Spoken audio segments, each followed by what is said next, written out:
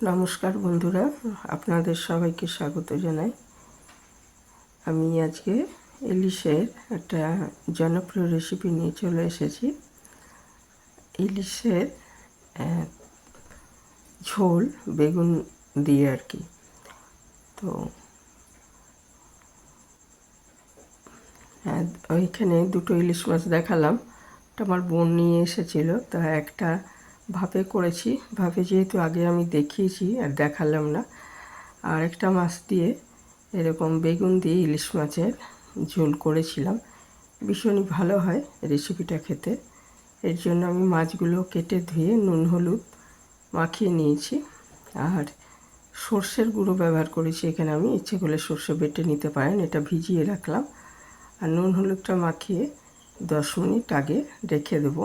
খুবই simple recipe, কিন্তু খুবই ভালো হয়। ইলিশ দিয়ে আরও অনেক কিছু হয়, ইলিশ পোলাও হয়, তো সেটাও আমার দেখানো আছে, ইলিশ ভাপেও দেখানো আছে। তো আজকে এই রেসিপিটা ওই জন্য আপনাদের সাথে শেয়ার করলাম। এটা নুন হলুদ মাখিয়ে এটাকে 10 মিনিট রেখে দিচ্ছি। তারপর আর সর্ষেটাও ভিজিয়ে রেখেছি, ইচ্ছে করলে আপনারা সর্ষে বেটে নিতে পারেন কাঁচা লঙ্কা দিয়ে। আর কালো সর্ষেতেই বেশি ভালো হয় ঝোলটা।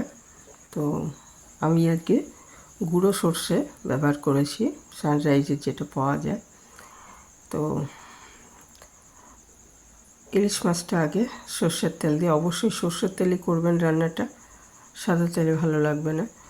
তো সর্ষের তেল আগে গরম করে নিয়ে মাছগুলো ভেজে নিচ্ছি ভালো করে 2 পিঠ। খুব কড়া করে ভাজার দরকার নেই, কড়া করে ভাজলে ইলিশ মাছ শক্ত হয়ে যায়। একটু হালকা করেই ভাজবেন, তাহলে খেতে ভালো লাগবে, মাছটাও নরম থাকবে।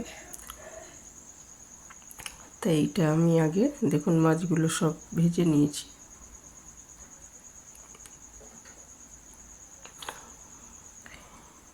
তারপর ওই মাছ ভাজার তেলের মধ্যে আমি আর তেল দেওয়ার দরকার নেই, বেগুনগুলোকে ভেজে নিচ্ছি ভালো করে।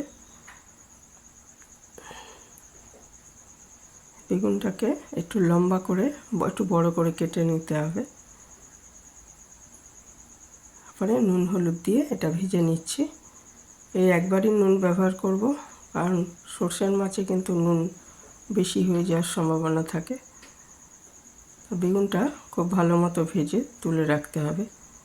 তারপর ওই তেলের মধ্যে আমি কিন্তু একবারই তেল দিয়েছি, কারণ ইলিশ মাছ থেকেও অনেক তেল ছেড়েছে।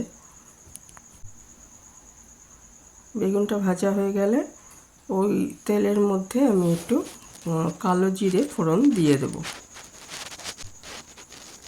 এটার মধ্যে অবশ্যই কালো জিরে ফোড়ন দেবেন। দিয়ে ওই যে সর্ষের গোলাটা ছিল, যেটা আমি গুলে রেখেছিলাম জলে, সেটা দিয়ে দিলাম। দিয়ে দিচ্ছি কাঁচা লঙ্কা। কাঁচা লঙ্কায় রান্নাটা করতে হবে। আর মাছগুলোকে, ঝোলটা ফুটে উঠলে মাছগুলো দিয়ে দিতে হবে, আর বেগুন ভাজাটাও দিয়ে দিতে হবে। দিয়ে 8-10 মিনিট এটা রান্না করে নিন, তাহলে এই ঝোলটা রেডি হয়ে যাবে। গরম ভাতে দারুণ লাগে খেতে।